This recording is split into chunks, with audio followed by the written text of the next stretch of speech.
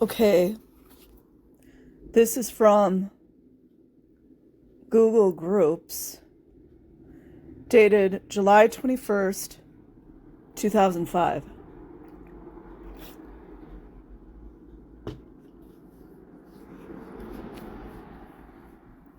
This is a transcript from a radio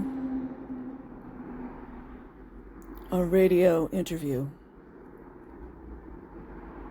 The initials stand for Rob Lori, who is the host. JJ is Jeff Jacobson. DE Dennis Ehrlich by telephone. JL is Jeff Lee. And BA is Brian Anderson by telephone. RL, headquarters of the Church of Scientology. We're going to talk to these folks today on radioactivity. Find out why they're going to hold a protest and why they have some fear that the Scientologists may disrupt this protest too. My name is Robert Lori, and my guests are Jeff Jacobson, Jeff Lee. Both are internet users. Jeff Jacobson, by the way, is a former member of a cult, and he's very concerned about people who get involved with cults. And also with us by telephone is Dennis Ehrlich, who is a former chief cramming officer for the Church of Scientology.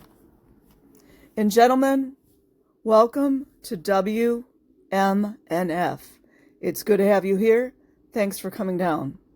JJ, thank you. RL. Hi, Dennis. Can you hear us? Hi, Dennis. Are you there? Yes, I'm here. Okay, good, Dennis. I'm going to start with you and start asking you, what did you do for the Church of Scientology? Well, in the end, I was appointed to position of Chief Cramming Officer at the Clearwater headquarters of Scientology, and my job was basically force-feeding data. That's what Hubbard, the founder of Scientology, described it as now. I now describe it as a quality control engineer in the brainwashing factory that they run in Clearwater. You think Scientology is brainwashing? Well, I don't think that. I know that. I spent 15 years teaching people Scientology and directing Scientology technology of brainwashing. So I'm familiar with it.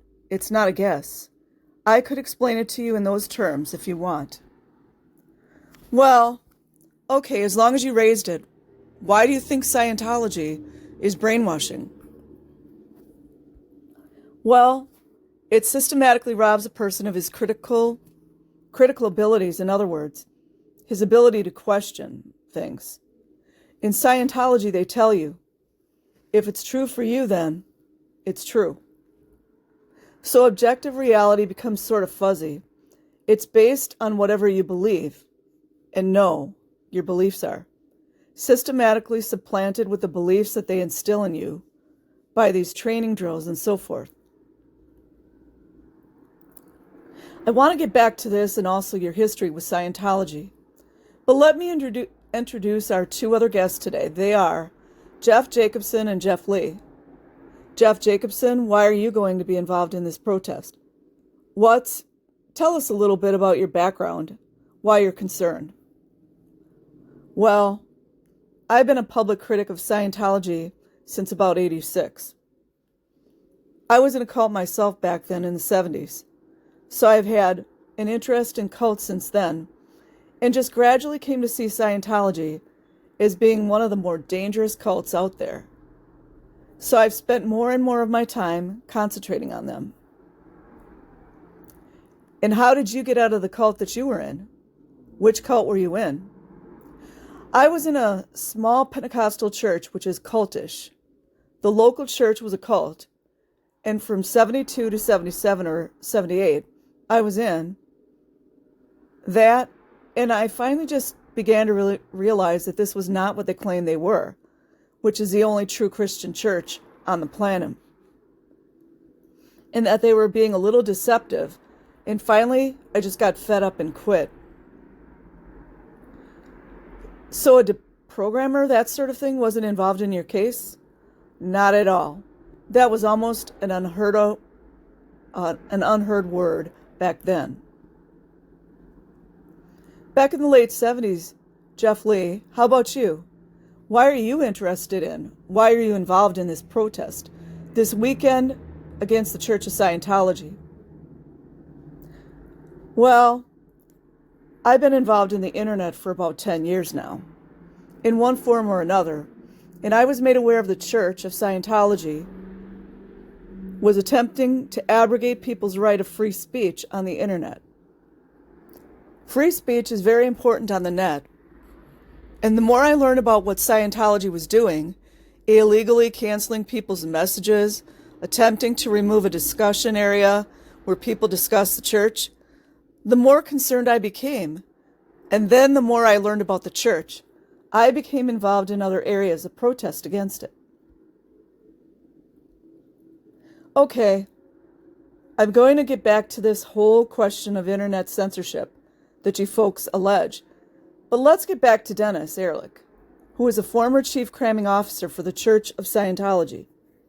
Dennis, when did you first get involved with the church, and why did you become involved? In late 1967, I became involved because I saw a remarkable change in a shy friend of mine, and I thought, well, whatever this is probably a good thing, because it was able to produce such a remarkable change in attitude in the person. And then you decided to join yourself? Yes. I took some of the introductory courses, and I felt that their claims to have all the answers to the human mind required a little bit more in-depth verification, if you understand what I mean. They claimed to have all the answers, so yeah, I joined staff. In 1968, and I became, back then it was sort of a bogus that we were ministers. I mean, in 72, Hubbard insisted on everybody starting to look more ministerial for tax purposes, because they started fighting the IRS. So for a little while, we even had to wear ministers' outfits, but it was kind of a disguise.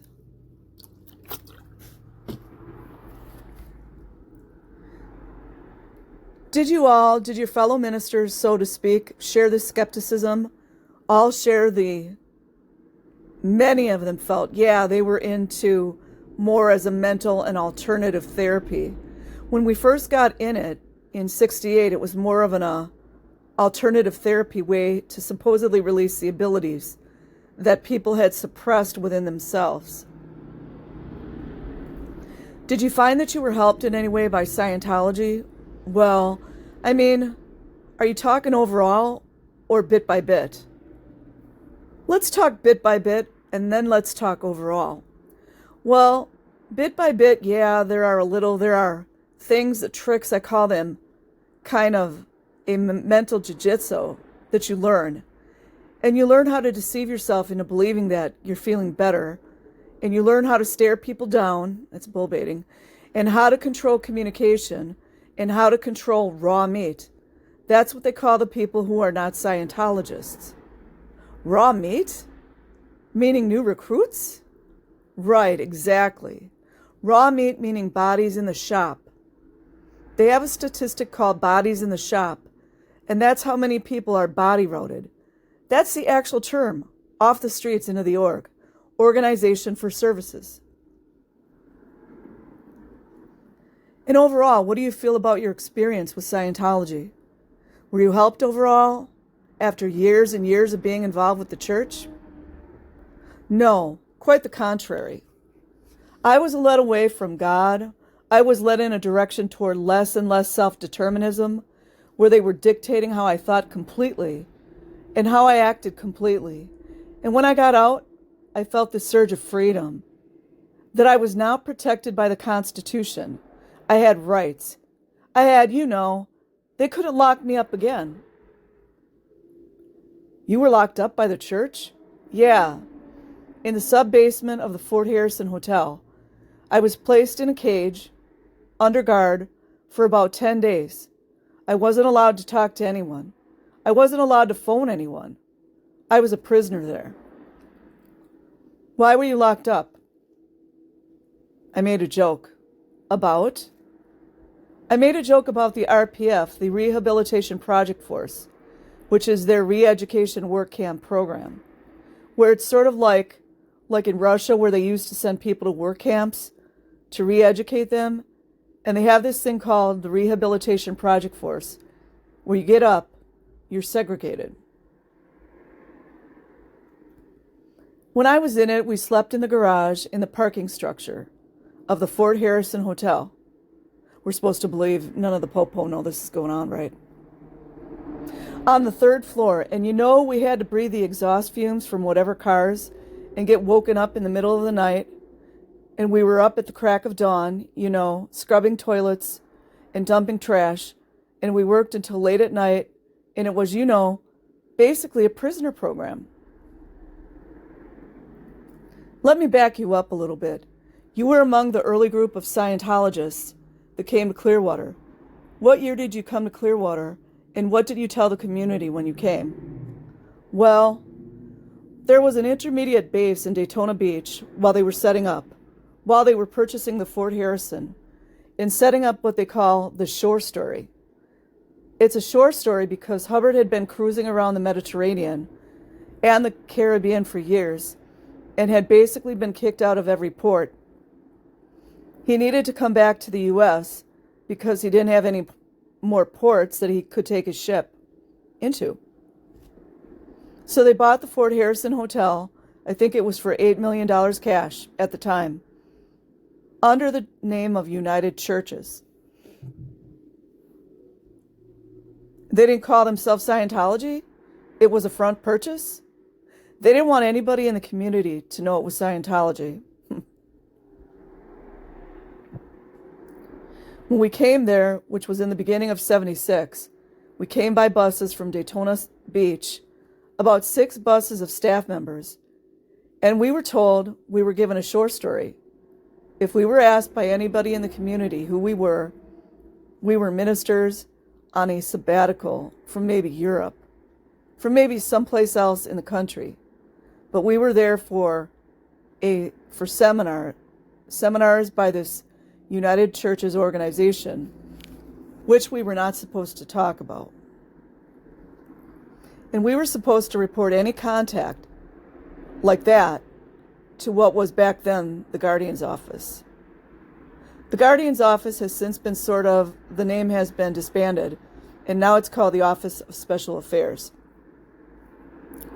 The Guardian office would be like an internal investigation office. Exactly. It's sort of like the KGB of Scientology, and now it's called the Office of Special Affairs.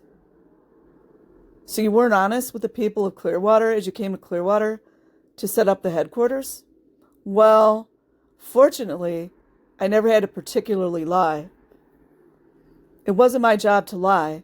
They have professional liars who are their PR. Oh, you guys know.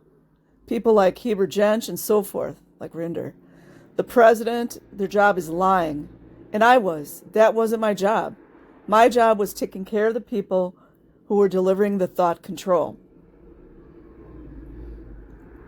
Taking care of the people who were delivering the thought control? Right. Tell us more about that. What does that mean? Well, the levels in Scientology, they have these things they call donations, but they're really the prices of the courses and counseling. And each of these counselors they charge for every minute of counseling at $300 an hour and up.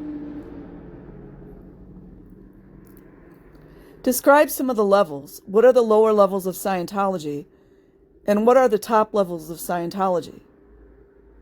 The lower levels of Scientology deal first with Dianetics deals and moments of unconsciousness, supposedly in past life incidents that you're supposed to relive. And then the lower levels up to the clear deal with problems in communication.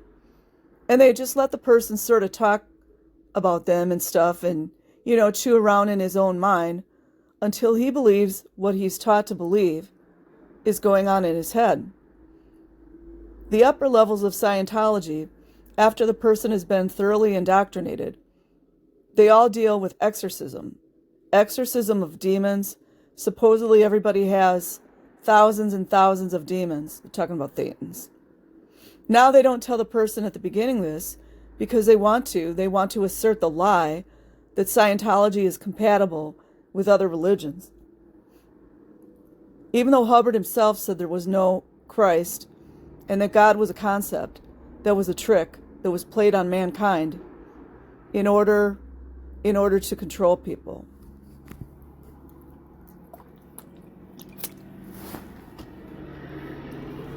What goes on at these exorcisms? And does the church call them exorcisms? Well, the church calls them OT levels, and they charge a lot of money for them.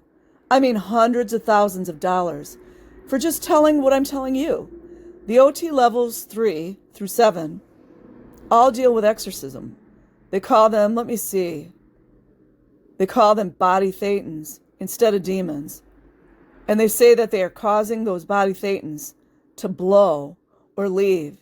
And that is what you see, the thoughts. They assert that the thoughts that you're thinking in your head are not your thoughts. But they're the thoughts of these other... I'm sorry, but this is their belief. So, I don't mean to ridicule it. So in the end, the highest level you can achieve within your church is to rid your body of as much of these body thetans that you are giving your bad thoughts. Exactly. That's exactly what it's about. That is the essence of what it's about. And unfortunately, people aren't told this in the beginning, because if they were told in the beginning, they wouldn't go for it. So it's a bait and switch fraud. In other words, you come in, a bait and switch fraud is a case where one thing is advertised, but when you get there, you're sort of sold something, a different package. Now, you told me yesterday as I was pre-interviewing you about this, you said that the people that are at the highest level of the church actually believe that they are gods. Explain why you think that. Well, the highest level of Scientology deals the highest levels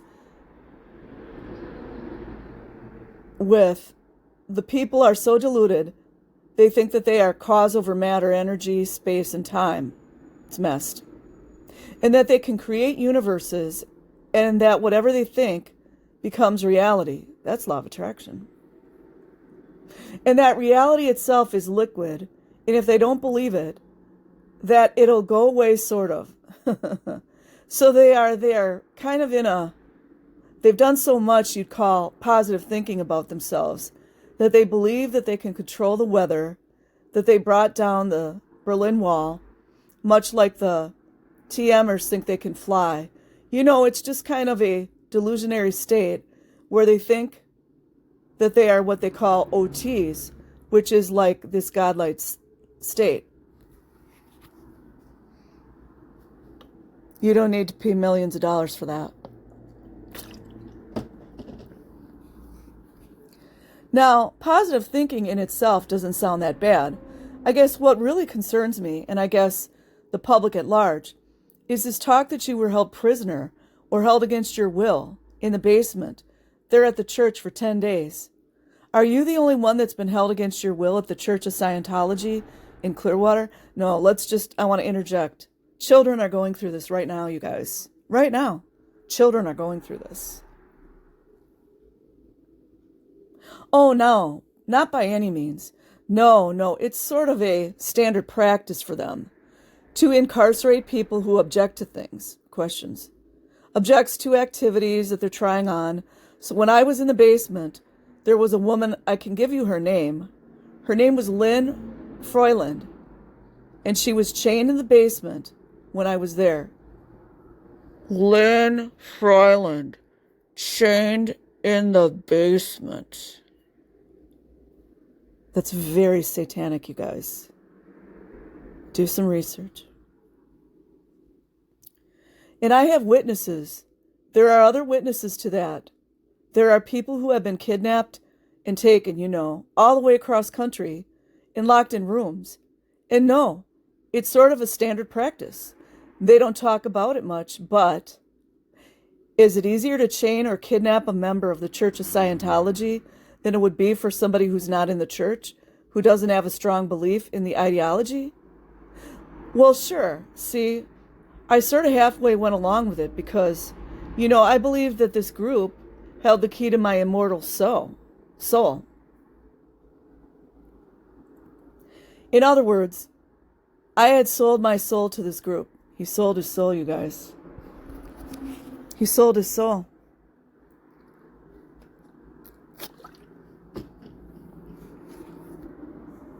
I had sold my soul to this group, and I believed that if I fought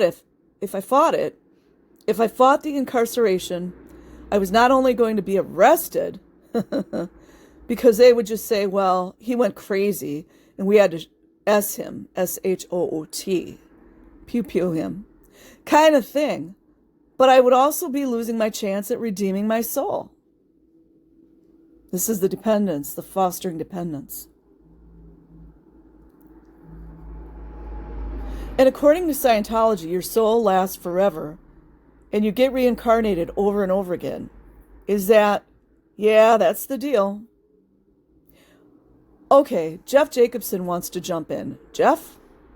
Yeah, I just want to make a little distinction. I think the things Dennis is talking about are the employees of the church that go to the RPF.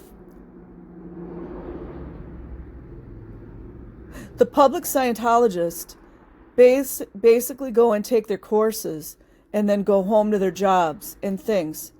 So there's sort of a distinction between the workers in the church and the public who are taking courses. Exactly. Well, what percentage of the folks are workers who are in Scientology? And what percent are just members who show up for a reading lesson or a counseling session? I'd say 1/3 are staff members and 2/3 are paying public.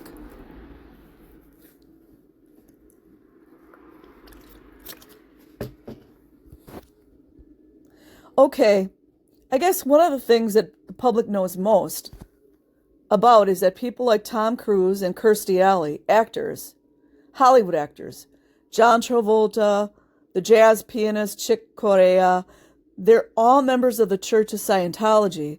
And I guess one has to wonder why these people who are presumably very thoughtful and bright, why they would stay in the church, given the fact that this stuff goes on in Clearwater and possibly elsewhere in the church. I mean, why would somebody presumably as smart as Kirstie Alley or Tom Cruise stay within the church? I hope you're not asking me why these people are so smart. Well, I'm just guessing that they are. Well, I think you're being overly kind. That's what I was thinking. They have an awareness of the controversies that I am about Scientology, that I am bringing up, and they care not to look at it. They don't care. They're purchasing their salvation, and they are not really that interested that staff members who are giving them their salvation are being locked up, even though that they've heard. I'm sure they have. If I were taken on a tour of the church headquarters in Clearwater, would I see the kind of thing that you're talking about? That is, places where people have been locked up? Or would I get a hint of the kind of things that you're talking about? No, you wouldn't. Reminds me of the Hemet police. You'd be taken with an escort to only certain areas, and people would point to students in the course, like kids. Course room studying quietly and say, look how nice they are, and look how wonderful everything is. And then you'd be escorted out. Why did you leave the church? Well, two of my children were in Clearwater with me. One of them had signed a 1 billion-year contract, much as I had. She was 13. She was 13. And wait a minute, a 1 billion-year contract? Meaning that you'll pledge your loyalty to the Church of Scientology for 1 billion years? That's it. Yeah. Come back lifetime after lifetime to serve Hubbard and his organization. It's really like selling your soul. I mean, obviously, when you pledge yourself for 1 billion years to an organization and believe it. So you were uncomfortable with this contract? Is anybody going to mention that she was 13 years old? Well, uncomfortable with it in the beginning, yeah. It took me several years to get my nerve up to sign the contract so that I could come and work with Hubbard. Does everybody who works for the church sign the 1 billion-year contract? Everybody who works in Clearwater, yes. Talking about kids, you guys. Yes, the church, the staff and I hate to use the word church because I know it's not. The staff of the cult are divided into Sea Org members, which is like the military part of the staff. Those are the people you see walking around your town in mock sailor suits and stuff. And they've signed the 1 billion-year contract? They've signed it. Yes, exactly. Tell me more about why you left. Well, my children. I had an infant daughter who was born at the Fort Harrison.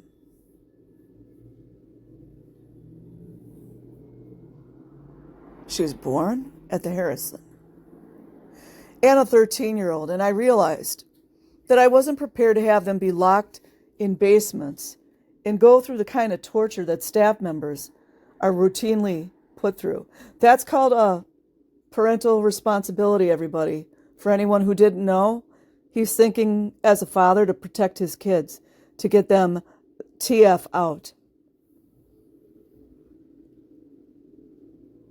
The kind of torture that staff members are routinely put through in the Sea Org. So I sort of made a stand. My job consisted of correction, so I attempted to institute some reforms in 1981 because I had been in for quite a while. And shortly after that, I was sort of asked to leave, or by mutual consent, I was given a choice. I could either go back to the rehabilitation project force or leave, so I left. You know, they don't really offer this much anymore in Scientology. They don't really offer people to leave. I mean, not like they used to. Which is called false imprisonment of children and adults. Seems like FBI, Homeland Security, Department of Justice, Child Protective Services, they're like, oh, that's no problem. When you say your job was corrections, does that mean that you were responsible for putting people on these work details or under chains or anything? I had the power to do that, but I never did. No. So he says. My job was basically to correct the application of Hubbard's words with regard to his techniques at mind control. I got people to do it in the way Hubbard said. So I wasn't, no. You're thinking with regards to ethics officers. See, I was a cramming officer, which is related to the techniques. The ethics officers related more punishment, and it's a different division in the organization. You guys ever remember how many stories we've heard of girls that were RAPED by the security guards and RAPED by the ethics officers? How many stories have we heard?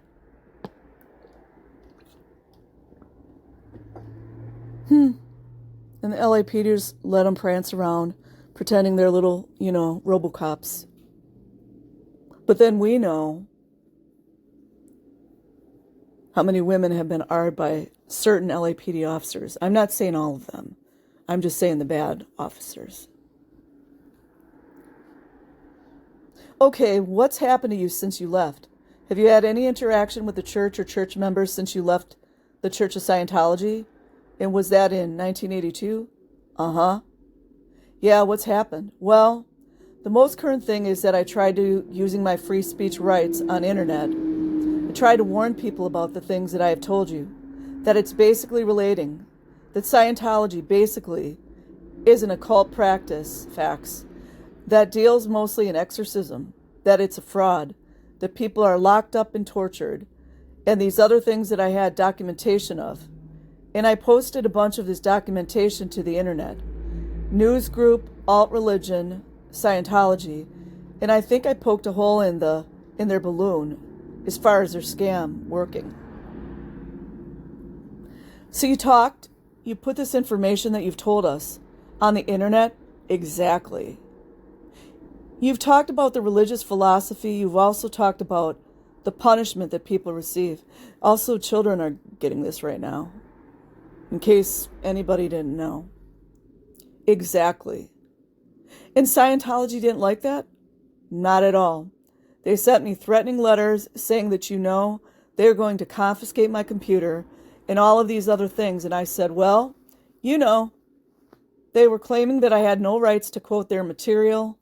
I mean, this was material that I was trained on as a minister, and now I'm ministering on internet with this material. So they said I had no right to quote it. You guys know that means we all need to start quoting more, right? We need to start quoting more. And I said, no, I think I do under the Constitution. I have a right to free speech, and this is my religion. And these are my criticisms of your religion. Were you making money? I mean, were you? Oh, no. Did people have to pay to get? I know this is a dumb question for people that use the internet, but I think I've got to ask it. Did people have to pay to get access to this information? Were you making money off this? No, quite the contrary. It was costing me money to do that because I had to, type the material in or scan it in. It was taking time and so forth. It was a project of my ministry, and I still consider that I minister to these ex-cult members in their recovery, because there is an extensive recovery from Scientology. It's the beginning of the internet, you guys. It's back in the day. One last question for you about the internal workings of the Church of Scientology. You've talked about people who gain elevation within the church, and they have to pay in order to get higher and higher within the church. How much money does the average Scientologist pay to the church, and how much money does the church have? Are we talking about hundreds of thousands? Are we talking about millions? Or what are we talking about? Well, the total tab from the WOG, which is what they call raw meat people, humans, the total tab from WOG to OT is about, if I got this right, $3,350. Wait a minute. $3,350,000. We added it up from their price. You mean they actually have a price list? This is a long time ago, by the way. You mean if somebody comes in and takes all the courses that Scientology offers, they will have paid $350,000 by the end? Well, if they take the courses, no, it'd be more like $500,000. But if they just want to go to OT from human to OT, which is like a godlike state, it's about $350,000. Oh, I messed that up. That number was not written right. How many people actually do that within the church? How many actually spend $350,000? He's talking about, I think, back in the early 2000s. It's about double that now. Oh, there's a couple. The Festback brothers, the ones that are in the stock market, the bears who make money, spreading bad news, they probably pay that much. There's probably 100 or so people worldwide that have spent that much money. But the people are striving to those goals. So they're always trying to get more money to pay for their next level. By the way, that's moving the goalpost too. That's moving the goalpost. You never have enough. You're never enough. You're never good enough, just like they do with the kids.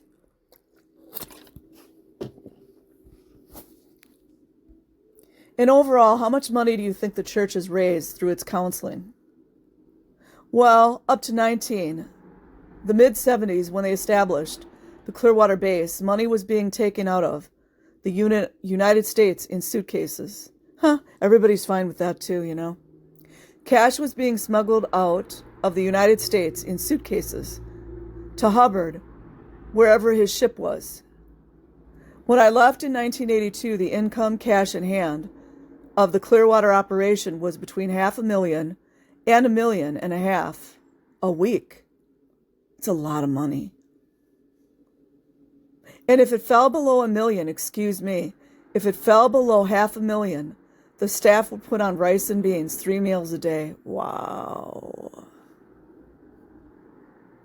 Master-slave connection here, anyone? You know, fed only rice and beans until the gross income improved. The overall worth of the cult is probably at least $2 billion. We're talking with several people who are going to take part in a protest against the Church of Scientology this weekend. On the telephone with us is Dennis Ehrlich. He's at his home in California. At least he got his kids out and admitted. He's going to be coming to the Tampa Bay area for this Saturday's protest. And how many times have we seen these really crappy articles that the Tampa Times prints? Also, here are Jeff Jacobson and Jeff Lee, and we're going to talk about the church's attempts to censor the internet. Where have we seen that before, you guys? The same people that create these mind control programs are running the world. Fact-checking, misinformation, disinformation. You don't do what we say, you lose things.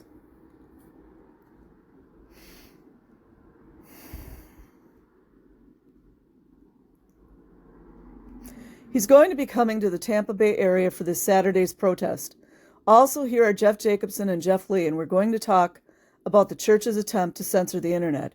Jeff Lee, let me pose this question to you. Is there a problem with the church going after Dennis for putting this stuff up on the internet? As an internet user, why do you object to what the church has done? Well, I object to the silencing of any criticism. The church claims that it is supportive of free speech, but apparently that free speech doesn't quite make over the line to criticism of themselves.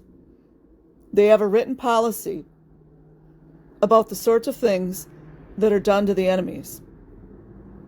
Ruin them utterly. And people who criticize the church or its founder are considered to be enemies. In 1967, L. Ron Hubbard wrote that an enemy may be deprived of property or injured by any means by any Scientologist and may be tricked, sued, or lied to, or destroyed. And that's the sort of things that they're doing. They have a very heavy history of litigation against anyone.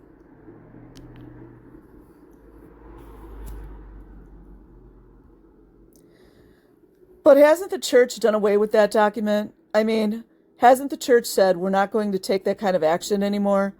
I mean, the church a few years ago, I know, was under a lot of criticism, and it said publicly that it's not the stance of the church any longer. Well, it's a semantic game, because that kind of policy was referred to as fair game. And a year and 3 days after he put out that policy, he put out another one that says cancellation of fair game, and it says that the practice of declaring people fair game will cease. The reason being that it causes bad public relations. But then he goes on to specifically state that the policy letter does not cancel any policy on the treatment of handling of an enemy. It's double talk. So they can't call it fair game. And when people talk about fair game, they say, well, no, it doesn't exist anymore, but in truth it does. It's just not called fair game. Well, in fact, are ex-church members harassed? Is there a record that we can look at and say that the people have been either framed or harassed or anything by the Church of Scientology? Oh, absolutely, I mean. Give some examples. Well, local example, Marjorie Wakefield is an excellent example of it. She spoke out against the church. She was sued. She was all sorts of things. She claimed that somebody came and spread blood in her apartment. Dennis, of course, he was. They have a team that's called Dead Agency. Huh, sound like Rinder? Which means to take things that people have confessed in their supposedly private confessionals and use them against people. People confess during these Scientology church counseling sessions, and that information has come back to haunt them? Yes. Used by the church. Oh, yes.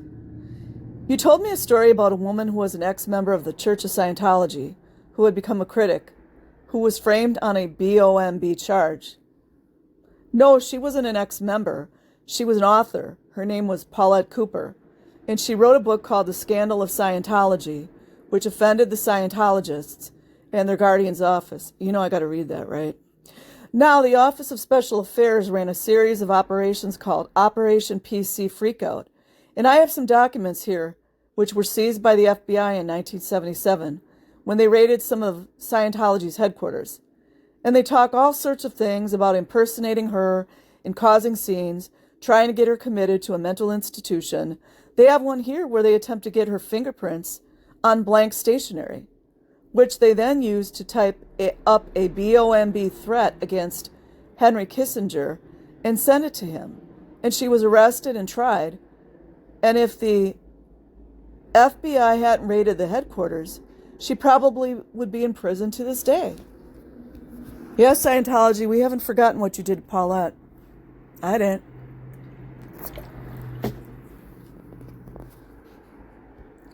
We're talking about this protest this weekend. When is a protest and when is it going to be again? We're going to meet Saturday, this Saturday morning at 9:15 at the courthouse downtown Clearwater. And then we, 9:30 to 12:30, will be picketing. And then 2:30 in the afternoon, we're going to have a press conference. The press conference is open only to us and the press. Now, do you expect any sort of confrontation with church members, given the fact that you are going to be in Clearwater? Well, the way we've been advertising on this, it's going to be a peaceful, quiet protest. All we're going to do, we're going to go down there and picket and hand out literature. That's all we're going to do. We've had previous pickets that were organized on the net before, and there was very few problems. So we hope just to have a nice, quiet day. That never happens with Scientology, does it?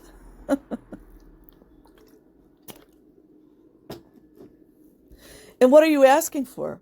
Are you asking for the church to quit censoring the internet?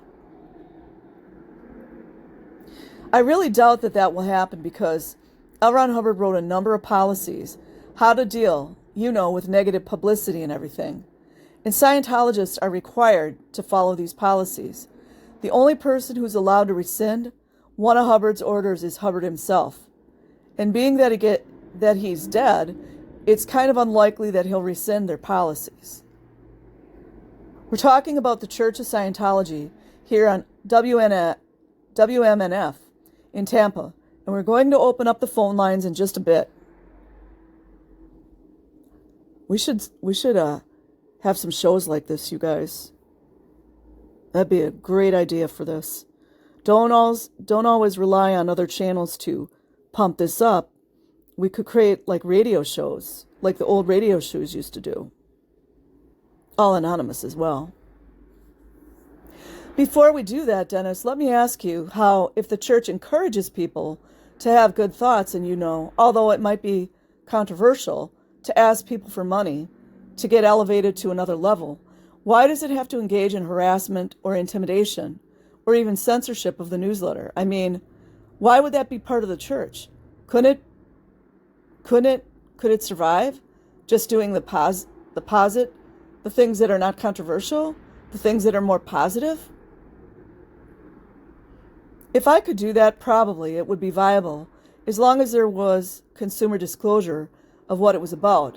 But the fact is that it will never be able to do that because Hubbard specifically directed what was to be done about suppressive people, or critics like me, that they are to be fair gamed, that their lives are to be ruined, in other words. Extract a high price from anybody who is critical. Kind of like when the dirty LAPD, what was it, Talman and some of those cops in Hollywood, kind of like when Aaron was unlawfully arrested, when he asked them for help. Kind of like that, guys. Because, you know, LAPD is all about fair game, too. In my opinion.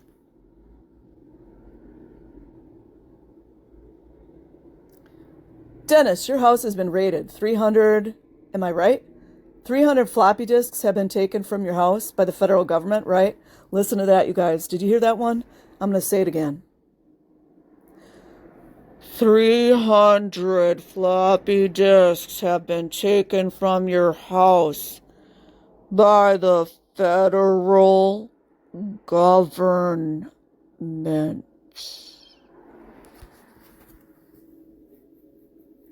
Are you guys putting it together yet?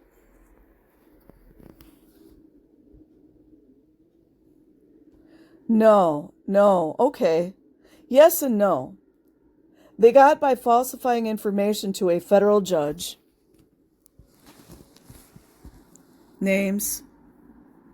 In San Jose. That's like 500 miles from where I live. They got a writ of seizure on which they executed on me back in February of last year. They're agents. They're armed agents. Came into my house without any federal officer present. That's unlawful. And ransacked my house for 7 hours and walked off without leaving. By the way, the exact same thing happened to Michelle LeClaire. I don't know if it was the feds, but they did the exact same thing. You see what they do? Trying to scare people.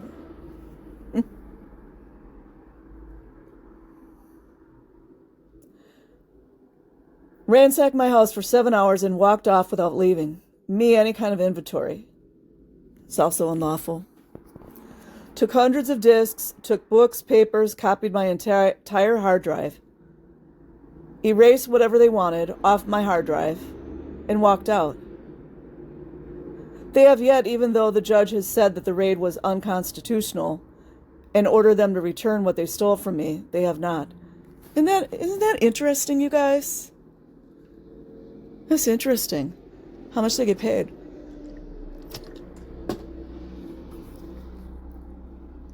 And what's your recourse? What can you do about this? I just have to wait for the wheels of justice. Are you suing? Well, it's part of any federal suit that counterclaims be filed. And yes, we have filed counterclaims. Is it the policy of the church to tie up its opponents in the courts? Absolutely. I believe probably Jeff, either the two Jeffs, probably have some material they can quote about that. Yeah. It's a quote, is something on the order of the courts can be used. The law can be used very effectively to harass. And I'll just add in there to utterly ruin. I'll quote that. Who's got that quote? Jeff Jacobson, you've got the quote? This is Hubbard speaking.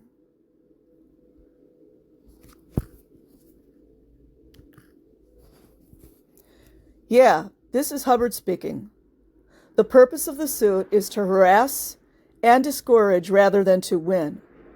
The law can be used easily to harass, and enough harassment on somebody who is simply on the thin edge anyway. Well, knowing that he's not authorized will generally be sufficient to cause his professional decease. If possible, of course, ruin him utterly. So that's Hubbard's idea of how to use the court system. Go back in time and look at how many judges were totally on board with it. A lot of them were. There were some that stood up to him, though. That's what they've done to me. What's a danger for folks who use the internet? Why? If somebody's out there who's listening and they use the internet every day, and they use it for research, they use it to send messages, they use it for education, maybe they're a scholar, What's the danger if the church is ultimately successful with this and able to prevent any sort of sharing of information about the church on the internet? What's the danger to people who use the internet? Where have we seen all this before, you guys? Where have we seen all this? It's not just Scientology. Come on. This is long, man. I hope you guys stick with me. I find this all very interesting. Well, if a powerful group can close down critics on the internet, then the purpose of the internet is basically gone, because the point is free speech. So let's say Intel gets mad at some group for discussing the flaw of the Pentium chip, and they close down the news group, that restricts how people can find out about the law in the Pentium chip, for an example. That would probably close down half of the internet, because criticism is free speech. If you don't have the right to criticize, you don't have free speech. What's the next step in this case? Scientology, I understand, has been successful at the first turn, and that is that they've been able to wipe out most information about Scientology from the internet. Or what's the status of this right now? They can't do it anymore, can they? No, actually, the reaction of the internet when the church started doing things, the first bad thing they did was try to remove our news group, which they actually supposedly are going after the person who anonymously posted their secret scriptures. Might be good to read. But instead, they use this iron fist approach and try to close the whole news group down rather than go after that individual. That brought a lot of ire amongst the internet people in general, because people who weren't concerned with the Church of Scientology, such as myself, exactly. That's what Tori Magoo always says, they're their worst enemy. Exactly. So the actions they have taken totally backfired on them and got 99% of the internet mad at them now. When before 99% of the internet had no clue about Scientology or even cared about Scientology.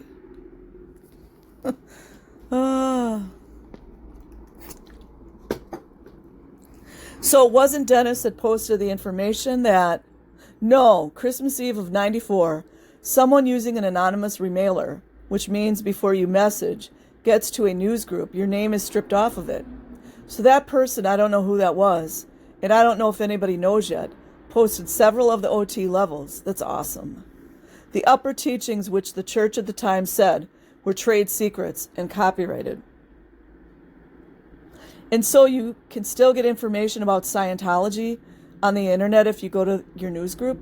Yeah, I believe actually some people have still got the OT levels on web pages in different places. Facts.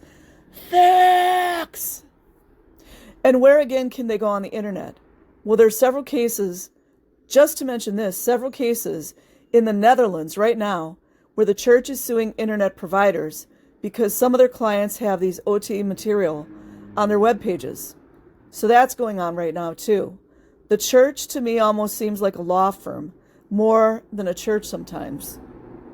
But yeah, we're on Alt Religion Scientology on the internet. That's our news group where we discuss this. It's a hot and heavy news group. All right, well, let's go to the phones. Our phone number here in Tampa is 239-9663. Dennis, stay on the line with us, and we're going to try to put some local folks on to talk about this controversy involving the Church of Scientology. And our phone number again in Tampa, 239-9663. Let's see if we can get this thing to work here. Hi, you're on the air. Go ahead. Hi, you're on the air. Go ahead. Yes, my name is Brian Anderson, and I was calling because I had heard some things on the air that there were just completely not true. Oh, here we go, you guys. And I needed to call in. I'm the vice president of the Church of Scientology. Of course he is. In the Tampa Bay area, I've been with the Church of Scientology for over 20 years, and I want to make shed some light on the people that are guests on the show, particularly Dennis Ehrlich. You see what they do? These are some things that aren't being told, which I can understand that Dennis may not be interested. Oh, here he's gonna try to, you guys know that Dennis may not be interested in telling because he's got a record which is not, of course, savory. But the first point I wanted to point out was that the stuff that Dennis is saying about the church is completely unadulterated lies. I've been with the church. Pick out about 20 years. Pick out. Brian, pick out one or two for us, okay? Yeah. Let's just go over the person who's talking, who he probably didn't tell you that he's got some injunctions against him. Oh, I remember when Rinder was threatening people with injunctions. Go surf some of the videos where Rinder was, with his sunglasses trying to threaten people. That he's got some injunctions against him for breaking the law on copyright infringement. And did you bring those injunctions, Brian? The church did. And the court did. Does the church harass? Does the church harass people by using the courts? Is the quote that we just heard that what you want to do is what you want to harass people and intimidate them by using the courts? Is that the way you use the law? No. No, you don't. We use the law, wait a minute, to set precedents for religious freedom. In a fight for minority rights.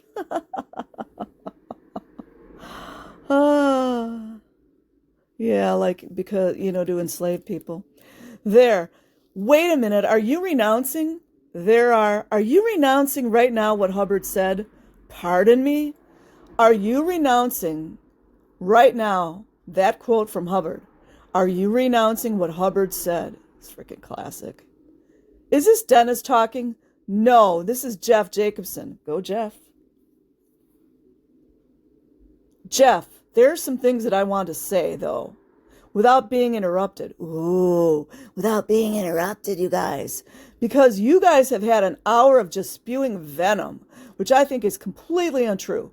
That I just want to make a statement, and without being interrupted, I just want to make, but we'd like to ask you, that's the host, a point, and then but Brian, we'd like to ask you questions too. Could we ask you questions? You guys know. Yes, but could I please all right, are you renouncing that statement by Hubbard? Well, are you renouncing this? I don't know what you're talking about, but I can tell you. Okay, let's let Jeff read the statement again. And you tell us what. Can I? Yeah, we'll let you talk. But just a second, we want to read this statement by L. Ron Hubbard about the use of the law. I'd like to know if you're going to renounce this quote from Hubbard. The purpose of the suit is to harass and discourage rather than to win. The law can be used very easily to harass, and enough harassment on somebody who is simply on the thin edge anyway. Well, knowing that he's not authorized will generally be sufficient to cause his professional decease. If possible, of course, ruin him utterly. That's on page 55 of magazine articles on Level Zero check sheet.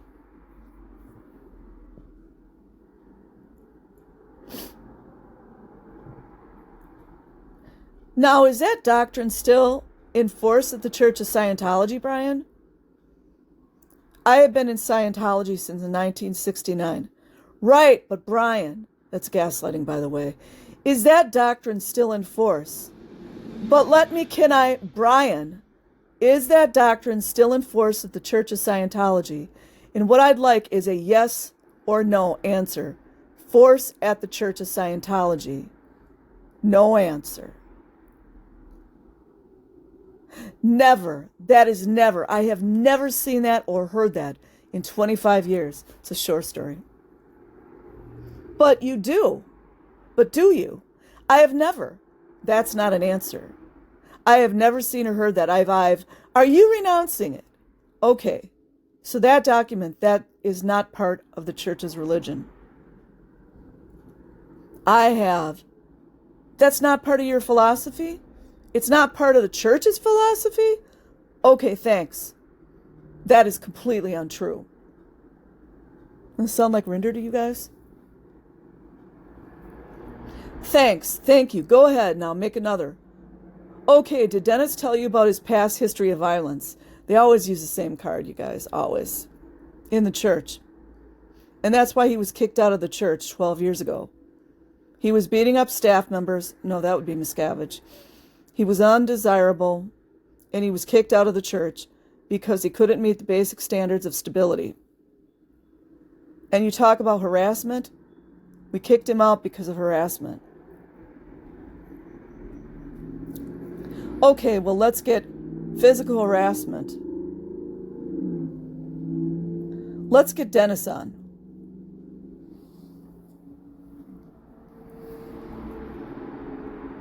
Which Dennis continued. Brian, past that point. Brian, we're going to go to Dennis out in California and ask him about this. Hold on, just a sec. Hold on. You'll get your chance. Hold on. He owes $40,000. All right. Kids and his wife. Dennis, can you hear us? Also harassed. Yeah, I can hear you. Okay, Dennis, how do you respond to this? Well, what you're hearing is dead agent material that they are trying to use to. Dennis, answer the questions. They're trying to use to discredit what I'm saying. I left the cult of my own free will because I did not any longer agree with the barbaric practices that were going on, like the RPF. Tape ends here.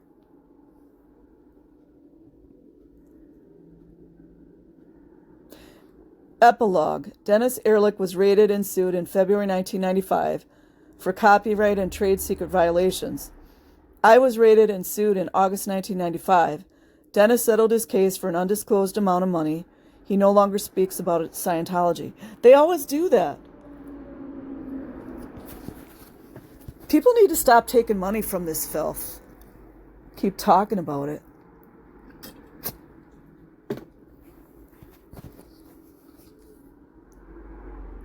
An essential part of the operation of the lucrative scam called Scientology demands that those who figure out how the scam is run and speak about it be silenced.